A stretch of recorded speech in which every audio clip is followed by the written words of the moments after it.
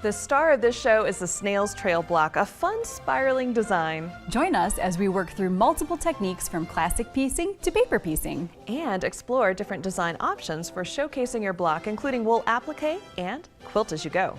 Find your new favorite quilt block on today's episode of Love of Quilting.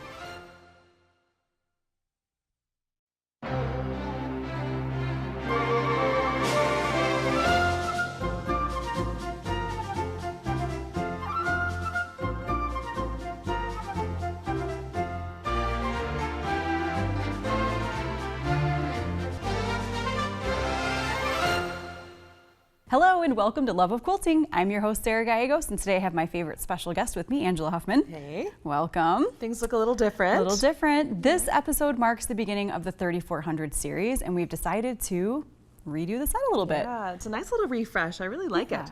With a nod to the old, we have the Fonson Porter sign that you're familiar with from the old set.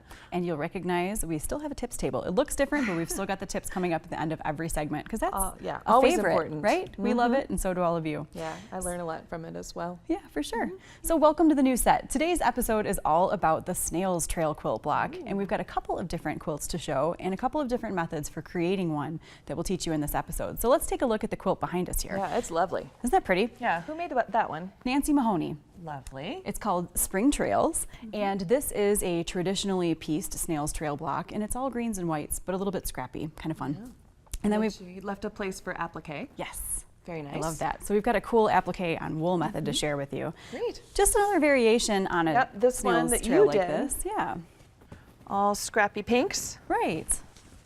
So kind of a fun one. And on this one, you don't have those blank blocks for the applique, so you can see what happens when you just put Snail's Trail blocks together. Yeah. You get all those fun little Right, swirlies. and I like it how there's a neutral or a more white snail trail here, and then the darker one, so they kind of go, they kind of nest together. That's right. I'm not so confident with scrappy quilts, so if I can keep it all in one color family, Yeah, well, whatever works, it helps right? for me, right? Whatever works. So what we want to share with you first is how you can create this pieced Snail's Trail block. And here it is right here. And Nancy, she's got all different greens. This is the same exact block. I did mine just with the one green and the one floral. So it all starts with a 4-patch in the center. So here I've got our, whoops, there we go. Yeah. There we go. Our beginnings of our 4-patch. All right, and so we piece the twos together and press them opposite each other so that they will nest. And then just a 1/4 inch seam, right? Exactly. And this is a great place where you can do some speedy chain piecing because you've got to make a lot of those 4 patches for the center of every single block. All right. Perfect. And then you're going to go ahead and press to whichever direction you want. And here I've got one that's pressed.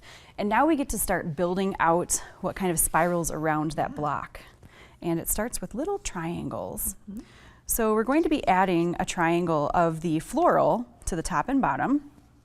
And to center it, I like to use the seam mark as a friend. Yeah. So I just kind of line it up so I've got that center point right with the center seam. And then we are going to do the exact same thing on the other side. So you can always kind of lift that corner up and make sure that it's nice and straight. You could put a pin if you want, and then stitch both of those with the 1/4 inch. It's nice when the piecing does the marking for you. Right. And you don't have to break out a marker or anything like that. Yeah. You know, if you're not confident with that method, you can always press the triangle in half and find the center of your seam. So there's a couple different ways that you could accomplish that. Yeah, but if it's already pieced that way, then Yeah. yeah, so I'm just going to go around the block here. I better cut it. Yeah, it's pulling on there. It's a little bit longer. Yeah, normally I just go around and turn around and come back the other way. All right. You got it? All right. And again, this would be a chain piecing thing. Sure. So you could do All of one side. all of the centers. Yeah. All of another side. Okay. So we're going to press that as well. Yep. So then you would press those out. So now we're just going to keep working out toward our points. And this would be a time where you could use your fabric folding pen or just give it a good press. And then comes time to add the next side of the block on. So you're going to give it a press. Yeah. Get it nice and flat. And so you went with just 2 different fabrics. Correct. Yeah, Nancy's is all different greens and one white. And I decided just to kind of play with what it would look like with just the one. Sure. So you've got so many different choices and options and There we go. Well, and I like that your solid actually isn't quite a solid. It's got some texture and tone to it.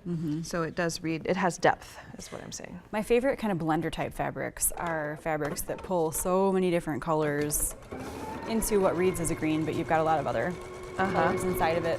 Sure. That's kind of more my jam.